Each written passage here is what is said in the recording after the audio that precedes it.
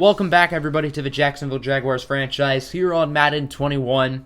Last episode, Jacksonville unfortunately took an L to the Tennessee Titans, 34-22, and that means Jacksonville is going to start the season off with a record of 0-2.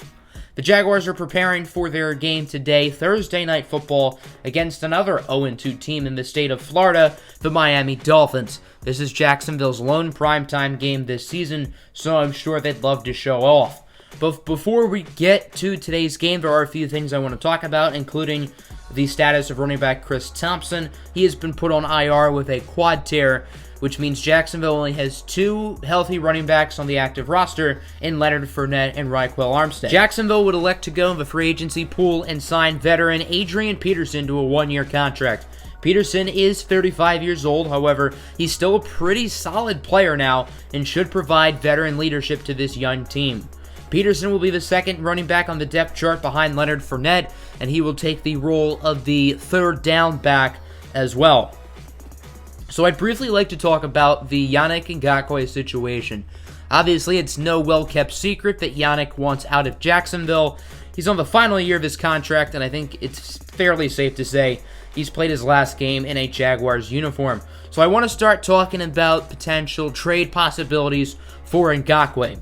Unfortunately, Jacksonville doesn't have a ton of leverage here since Ngakoue has made it fairly clear publicly that he no longer wants to be in Jacksonville, and I think that would hurt his trade value quite a bit. However, Jacksonville should get a pretty big haul regardless because he's a really good young player.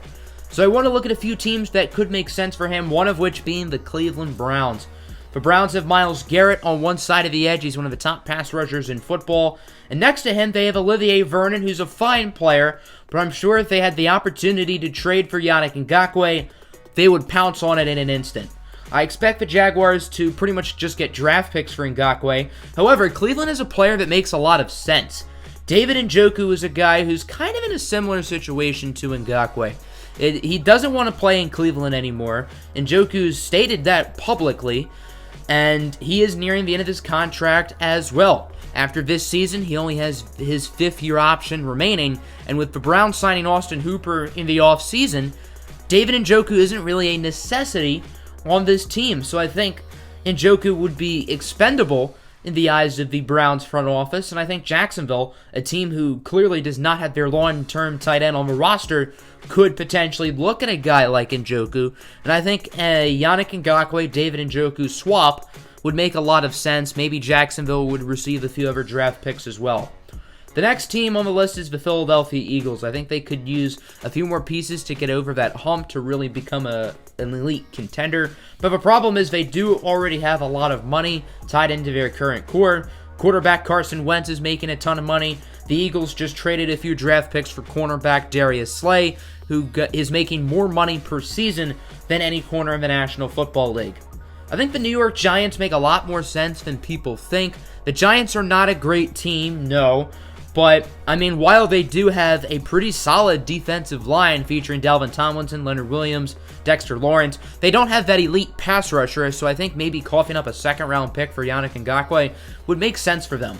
The Baltimore Ravens are a legit contender, however, they don't really have an elite pass rusher on their roster. Calais Campbell is more of a run-stopping interior lineman, so I think if they had that true edge presence in Yannick Ngakoue, it would really push them over the top as maybe the best roster in football. And then the last team I want to talk about is the Minnesota Vikings. They have Danielle Hunter, who is awesome, but having Yannick Ngakoue alongside him would make the Vikings defense that much more scarier.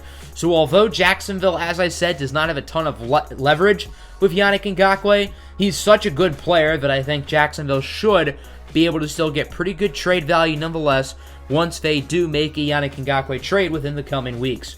So now on to today's game. It is against the Miami Dolphins, who are 0-2. They've not started off this season super well. They had a quarterback battle in training camp between Ryan Fitzpatrick and rookie Tua Tagovailoa. Tua ended up winning the starting job, and he has been the starter at quarterback since week 1 for the Dolphins. Tua Tagovailoa was the 5th overall draft pick out of the University of Alabama and was the 2nd quarterback taken in last year's class. He's had a rough start to his career so far through 2 games, under 50% completion percentage, 1 touchdown, 3 interceptions, a QB rating barely above 50. So definitely not the start that Tua wanted to his young NFL career, but maybe he can rebound today against a Jaguars defense who has allowed more points so far than anybody in the National Football League. So here we go, Thursday night primetime action. The 0-2 Miami Dolphins head out to TIAA Bank Field here in Duval County, Jacksonville, Florida, to take on the 0-2 Jacksonville Jaguars. The Dolphins are obviously led by rookie quarterback Tua Tagovailoa, who had a decorated college career, including winning a national championship with the Alabama Crimson Tide. 2nd and 3 for the Fins. Tua will look to pass it here as he fakes the handoff. Tagovailoa under pressure, sacked by Josh Allen and Quincy Williams. They each get half a sack there. That's Josh Allen's first sack of the season, by the way. He has been really quiet through 2 weeks. Jacksonville's pass rush has not been good so far this season, so it's good to see them making a play. Here's the Jaguar offense. 3rd and 5. Minshew connects with Tyler Eifert, who only gets around 4 on the play, so good start this one here for both defenses. Dolphins have it back. Tagovailoa hands it off for Matt Breida, and he loses 2 yards. Once again, Quincy Williams is the one who makes the tackle. Good start today for Quincy. Half a sack and a nice tackle for a loss. 3rd and 1 now from the 29. Back to Matt Breida, going up the middle just a little. That's a gain of 18 yards and a Miami Dolphins first down as they will move the chains. A few plays later, 2nd and 10 at around the 47-yard line for Miami. Tua taking his time, and he's going to look to throw it. Tagovailoa under pressure, and he is sacked again. This time by the big defensive tackle, it's Taven Bryan, the 3rd-year pro out of the University of Florida. Jacksonville has it back. 3rd and 1. Minshew going to look to throw it, and he has absolutely no time. Immediately sacked by Devon Gottschall, going downstairs where Daddy hides the vodka. Dolphins have it back. 3rd and 7. Tua's going to look to throw it, trying to get it to Devontae Parker, but he drops it. The rookie cornerback out of Florida, C.J. Henderson, is the one with the coverage. Jacksonville now with it. 2nd and 7. Gardner Minshew looking to throw it, and he's going to connect with the rookie wideout out of Colorado, Laviska Shenault Jr., down the field trying to stiff-arm the defender, and he is brought down all the way at the 11-yard line by Xavier Howard. Huge gain for the Jacksonville Jaguars of 68 yards. Now from the 11 on first down, handoff for AP, and he's going to rumble his way into the end zone for a Jaguars touchdown. Good start to Adrian Peterson's Jacksonville debut. One of the most decorated running backs in NFL history with the score, and the Jaguars are up first as it's 7-0. Here's the Dolphins offense. Quick pass over to Albert Wilson, who brings it to the 45 before being brought down by C.J. Henderson. Now at the 35, Tagovailoa gets it up the middle for Devontae Parker, who is now in the red zone for a gain of 17. And to make matters even worse for Jacksonville, rookie edge rusher K'Lavon Chaisson would get hurt. We'll get you more on that injury shortly. 2nd and 4 now. Matt Breida putting the juke move on Ronnie Harrison. I think you better check on his ankles as the Dolphins will tie it up at 7 apiece. Very nice run by Breida. Here's the Jaguars offense. 2nd and 7. Minshew connects with DJ Chark for a gain of 18 yards, bringing it to the 42. 3rd and 2 now for Jacksonville. Handoff for Leonard Fournette, and he is tripped up near the line of scrimmage. Fournette is unable to get the first down. That would force a punt, and the Miami Dolphins would get it back. 4:20 left to go in the first half. 4:20 blaze it as Tua launching a bomb for Devontae Parker, who mosses Gerard Wilson on the play. What a catch by the Louisville product. Now at the 35, Tagovailoa dumps it off for Breida, who's going to lunge his way forward for a first down. The Dolphins have not been scared to throw it today, and Tua Tagovailoa has played fairly well so far. 2nd and 5, Tua now over to Albert Wilson, who gets 10 to the 10, wrapped up by Miles Jack, who currently leads the NFL in tackles, by the way. 3rd and goal now at the 10. Dolphins going to try to punch it in as Tua looking to throw it. He's crushed in the pocket. He gets it to Devontae Parker, who is brought down at the 1. As a timeout would be called by Jacksonville. 4th and goal at the 1. Miami's going to risk it for the biscuit. They're going to go for it. Tua's going to look to throw it, and it's incomplete. Trying to get it to Devontae Parker, Nice coverage by Trey Herndon. Although Jacksonville does not have great field position, they do have the ball back. 3rd and 5, as Minshew's going to try to check it down to his tight end Eifert, but it is incomplete. Dolphins have it with pretty good field position, so despite not scoring on that 4th and goal, they had the chance to score still of all 3 timeouts. From the 48-yard line, up the middle for Devontae Parker, who brings it to the 28. Dolphins use timeout number 1. Down from the 14-yard line, the Fins are down to their final timeout as they try to punch it in and take the lead before halftime. Tagovailoa looking to throw it. He's going to get it for Matt Breida, who will get the touchdown, and the Miami Dolphins will take the lead with under 15 seconds to play here in the first half. So despite not being able to convert on the 4th down, the Fins got it back quick enough and were able to take the lead. It's been a busy half for rookie quarterback Tua Tagovailoa. He's already thrown 29 passes, completing 21 for 239 yards and a touchdown. The Dolphins are really killing the Jaguars when it comes to time of possession so far. Minshew, meanwhile, has only completed 8 passes. Leonard Fournette, meanwhile, only has 15 yards. 3rd and 10, Gardner Minshew trying to throw it to Tyler Eifert, but he's incomplete. Miami's defense is really playing well today in the limited time that Jacksonville's offense has had on the field. 3rd and 5 now, fake handoff for Breida.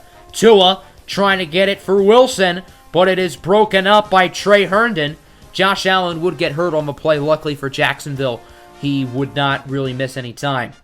Jaguars get it back, 3rd and 2. Another failed 3rd down conversion. Adrian Peterson loses a couple yards. Devon Gottschall is the one who brings him down. Dolphins have it back, 3rd and 4. Crowded area in the middle of the field, but Tua will connect with Devontae Parker from a 1st down. Parker's been quite busy today. Obviously, Tua threw nearly 30 passes in the first half, so obviously Parker's going to be busy. Here's Albert Wilson now breaking the tackle from C.J. Henderson, juking his way into the end zone for a 28-yard touchdown. And the Dolphins are now up by 2 scores as it is 21-7. Things aren't looking good right now for Jacksonville, but Leonard Fournette is going to try to change that. Fournette down the field all the way to the 37-yard line for a huge gain for Jacksonville, as their offense needed a spark, and that, my friends, is the spark of momentum that Jacksonville had to get. Minshew now launching a bomb in the end zone for Chark. That throw was on the money, but Chark is unable to haul it in. 3rd and 10 now from the 37. Jacksonville is in borderline field goal range. It's not really going to matter as Minshew connects with D.D. Westbrook for the 1st down. Now at the 5-yard line, 2nd down, Minshew going to look for DJ Chark, and that's a Jacksonville touchdown. Chark with his 1st score of the season, and Miami's going to have their lead be cut in half. The Jaguars make it closer now as it's 21-14. Late in the 3rd, Tagovailoa on 2nd down gets it to Mike Gesicki for a nice gain. Unfortunately, Gesicki would be injured on the play, but still a nice run of around 22 yards. 3rd and 3 now from the 47. Tua going to look to throw it under a ton of pressure from Josh Allen, keeping the play alive, and it's connected. Adam Shaheen is the one who makes the catch. Incredible play under pressure from rookie quarterback Tua Tagovailoa. 3rd and 6 now. Tua looking for the end zone. Once again, it's Adam Shaheen with the touchdown, the 4th-year pro out of Ashland University. I bet you can't tell me where that school's from. To be fair, I probably can't either.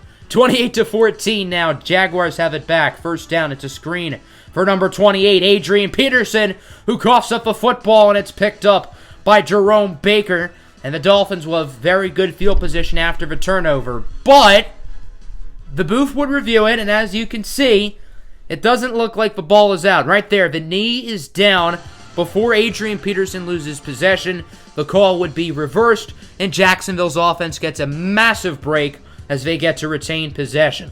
What will they do with their new life? Minshew over to D.D. Westbrook, who has a nice gain. There's a flag. An additional 15 yards for Jacksonville. It's a face mask on the Dolphins, and now Jacksonville's really starting to gain some momentum. 2nd and 3. Minshew going to look for DJ Chark now, who will get it inside the 10 of the 8 before being brought down by Byron Jones, the lone superstar development player on this Dolphins roster. 3rd and goal now. Gardner Minshew scrambling like he's late on a date, and Minshew makes an incredible play as he finds Leonard Fournette in the end zone for a Jaguars touchdown, and it's just a one-score game. Phenomenal throw right there by Gardner Minshew, and now the Jaguars are not out of this game still. 2nd and 1. Here's Matt Breida, loses 3 on the run. Trey Herndon and Miles Jack bring him down, and now it's 3rd and 4 from the 42. Dolphins aren't really in field goal range as Tua looking to throw it, and he's going to be sacked by DeJuan Smoot, who is in for, obviously, the injured K'Lavon Chaisson. Huge sack for Smoot, and now Jacksonville has it back with a chance to drive down the field and potentially tie it. Minshew up the middle on 2nd down for Adrian Peterson, gain of 13. Peterson's definitely made an impact on the receiving game today. Now from the 37, up the middle for the slot receiver, Dede Westbrook, who brings it to the 44-yard line. Jacksonville's moving it. Nearing the 2-minute warning. Minshew's going to hand it off for Leonard Fournette, who breaks a tackle. Fournette on the outside, jukes out a defender. Probably could have had the touchdown if he didn't do the unnecessary little move there, but still a very nice run for Fournette.